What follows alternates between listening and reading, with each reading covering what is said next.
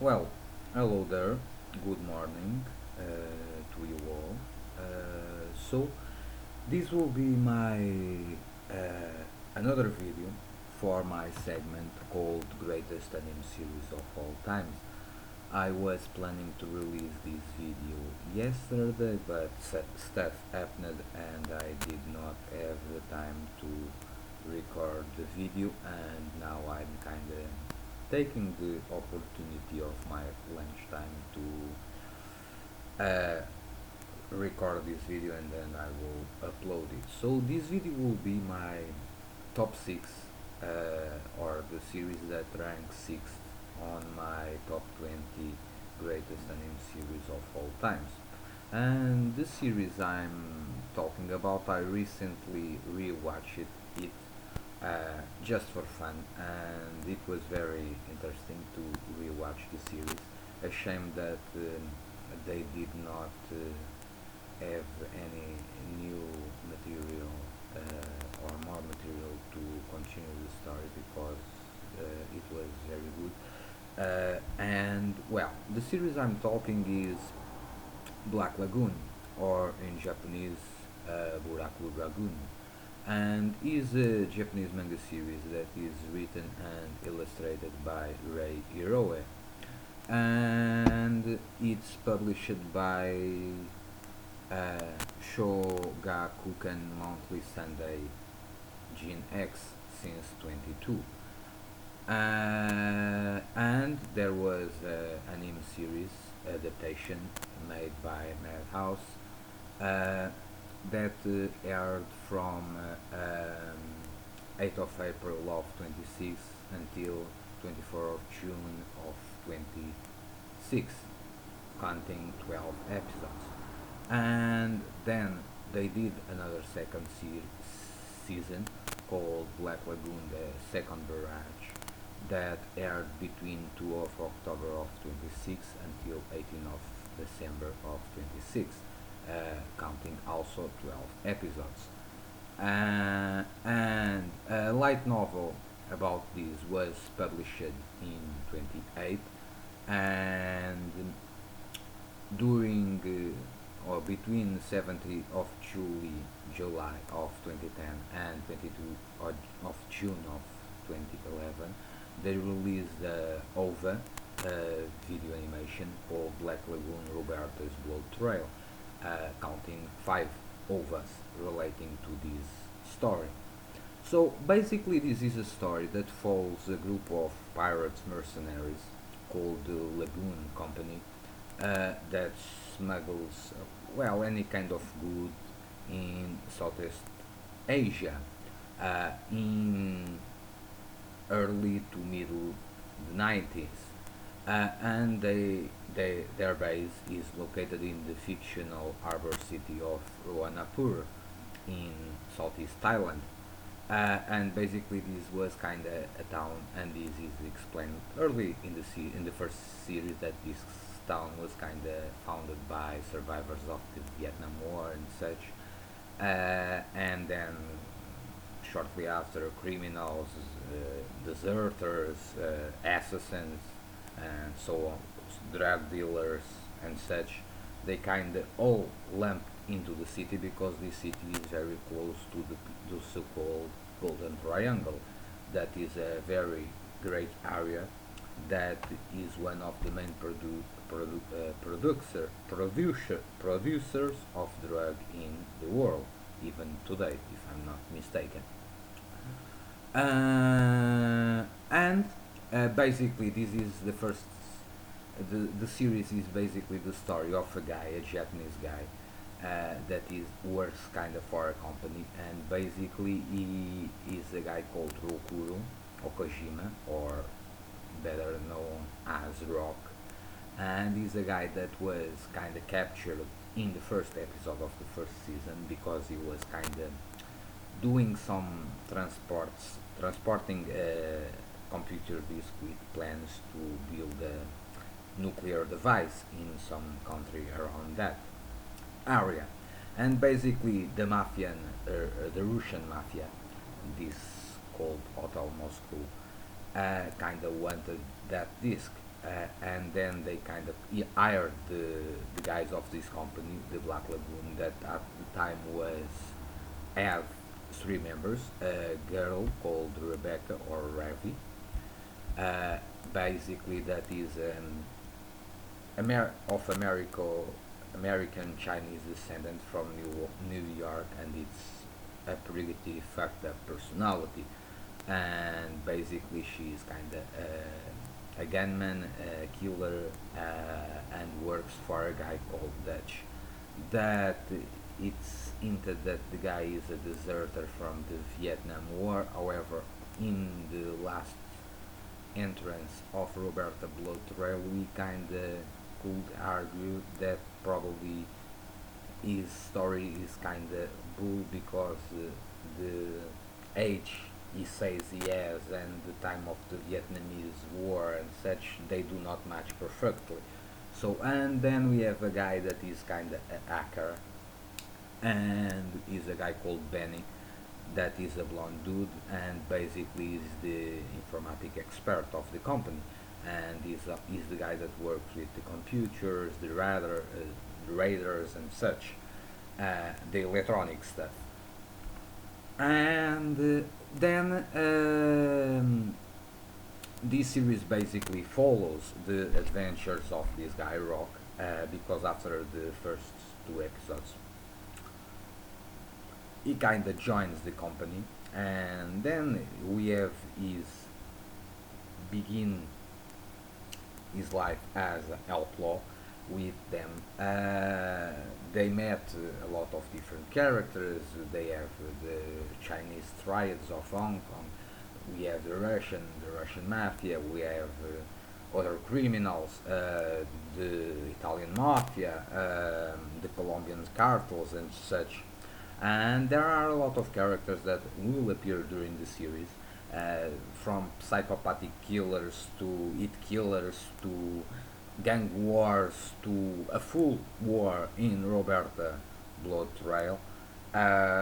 So this series is very interesting, and even one thing that I do like about this series is Rock, this guy Rock. I know that a lot of people do not like him, and they did.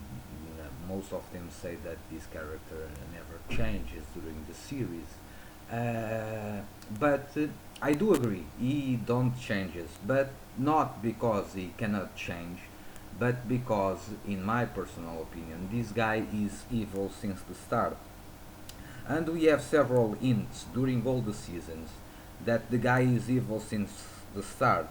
When in the first episodes, when they are dealing with the stuff related with a Nazi Sang Seb, we have I think that is a talk between Dutch and Benny, and Dutch kind of says to Benny that he hired, in this case, Benny and Dutch and Rock, because he knows that they are living on the dark side, even if they have a hard time recognize it. But his intuition tells him that this guy, especially Rock, is already on the dark side, even if it's not clearly stated in that way. Then we have another situation even during the first season with the Church of Violence. That is a group that exists on the town, and when this guy Rock is kind of negotiating with the old man that basically is in charge of uh, illegal the trading of weapons, illegal trading of weapons and such. She says at the end of this episode to this girl Revi that she should learn with this guy Rock, and then she leaves, and then she comments to the other nun, it's a blonde nun, Edda, that she has a good eye because this guy is quite something. And later on, we also have this situation in the second season, when they go back to Japan and get involved in yakuza stuff in the underground of Tokyo, and then this guy kind of manipulates uh, Balalaika, that is the leader of Hotel Moscow, the Russian mafia, and she says that this guy is basically he does all this stuff because he thinks it's fun. uh, and later on, even in the Roberta Blood Trail, again this situation appears. And when you arrive at the last of the overs, you do see Rock kind of watching over Roanapur at night, and then we have Dutch, and then we see Revi appearing, and he is normal like he usually is. So the situation with this guy is that this guy, since the start, he is evil. Even if he appears a nice guy, even this girl Revi kind of sees him as a salvation board for because of her fucking up past. The guy is evil, but this is a different kind of evil. He's not the guy that grabs a gun and starts shooting people. He's the kind of evil that manipulates others, that uses others, that mind fucks seriously others. And that's the reason why this guy never changes almost during all the seasons, because this guy does not need to change. The only thing that this guy needs to accept is that the guy is already on the dark side, and he was always on the dark side, but he does not accept that fact. But all the characters, several hints during all the series, all of them recognizes in a way or in another that this guy is evil, and is quite even worse than the guys that are commanding the groups, that are commanding the mafia forces and such, or even worse than some killers, because this guy does not need to use a weapon to kill others or to make others kill in his name, even if he does not, or it's not specially or specifically hinted on that way. But this guy is a master in using others, in playing with others, in mind fucking others. And that's the reason why for me this is one of the most interesting kind of villain hero of one series I have seen so far, because he does not use guns, he does not have any special ability. His weapon is his brain, his ability to use others, to mindfuck others, to make others do what he wants them to do.